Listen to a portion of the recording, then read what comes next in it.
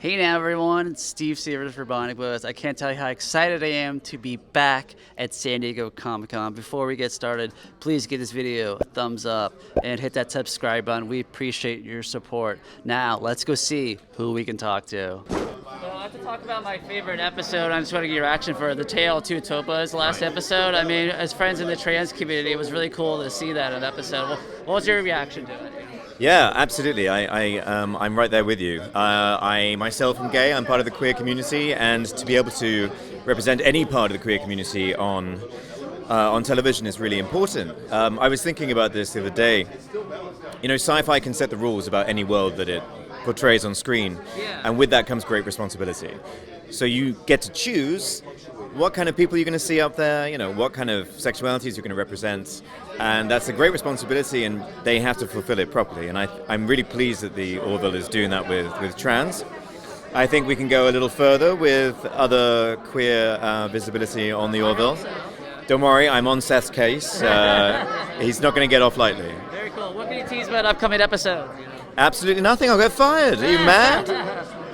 All right. Well, thank you so much, man. Congratulations. Thank you very much. I want to talk about my favorite episode from last season of Tale of Two Topas. You know, as friends in the trans community, it was really cool to see that. Especially as a big, long story arcs in season 1 finally coming to this. What was your kind of thoughts on the episode? It was, you know, what was really lovely and amazing and awesome about this season is I would get a script, and I don't know if you feel the same way, but I'd get a couple, you know, pages in, and then I go 10 more pages, and I'm like, where is this episode going? Yeah. Like, I don't, like, but you know that, like, there's such brilliant minds behind it, and then all of a sudden you'd get, and then the reveal would be what, you know, what you see with Tale of Two Topas. So that's what I loved about this season, because even as us knowing we were going to certain places and touching on certain things, it was still surprising the way they would write it in, you know. So I thought that was beautiful. And to set that up from season 1. Right. We didn't know that was going to happen. Right. That's sorry, but that was even more brilliant. I'm like, oh my God, that is right. They even had a flashback to that. Right. And to that point, I said this in another interview, but I try to give Chad Coleman, who plays Clyden, his flowers as an actor and an artist, because that's not an easy role to play. Not and to at see all. what he's gone through, and a lot of people can, you know, sort of look at Clyden and not like him. Right. But then you look at from Clyden's perspective, he went through a bunch of horrible things. Right. So, like, you know, they say hurt people, and you just keep passing it down. So it's interesting. It's a beautiful thing to see how they sort of wove that all in, and it came back around. I love it. Here at Bionic Buzz, we're all about people's passions. Where did your passion for acting kind of come from? Was it some natural for the child, or was it kind of inspired by a certain TV show or movie? I would just walk down the street and people would start to faint. Like, man, that dude right there, he finna be a star. And I was like, yeah. So finally, I was like, I guess I'll move to LA and take 15 years to get my first credit. And then I did that for, You took your time. Yeah. No, I grew up playing classical piano, so I always loved art and being able to express and sort of touch people through art. Yeah, you know. So. Well, and also you played basketball. Yeah, I'm an athlete. Yeah. So I don't. I feel like you were always like meant to, and he's gifted in a way to make people feel a certain way. So whether you're watching him play piano or basketball or act or write or direct, all the things he does. A biography movie, you can play Kobe, right? No, I wouldn't even try to touch that. Give me, like, you know what? Shout out Travis Best. Y'all forgot about Travis Best. Oh, but thank you. That was very sweet. No, it's true. So. But you've been doing this a long time. What about yourself? I did commercials kind of growing up, and then there was one time that there was like a little bit more of an acting situation. I kind of liked the vibe of it. The story I made up was the real story for her. She's always been a star. Legit. I've seen. But then I did a scene from a play in an acting class with Howard Fine, and how I emotionally felt after that. I never had that emotion ever.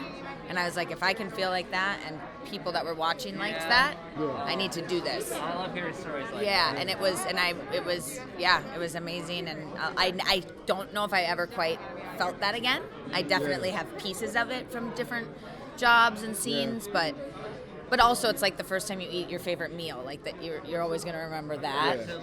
Then you know, even if you get it all the time. So, and I just think we're really blessed to be able to do what we love for a living and make people feel a certain way, and we grow from it too. And that's what's really beautiful about this season. It's really touching on current issues and things that I think kind of can open people's eyes that maybe, we're a little looking one way, where we can open it up a little bit for people to be a little bit more open. Yeah. Congratulations to both of you. Thank you so much for taking time to talk to me.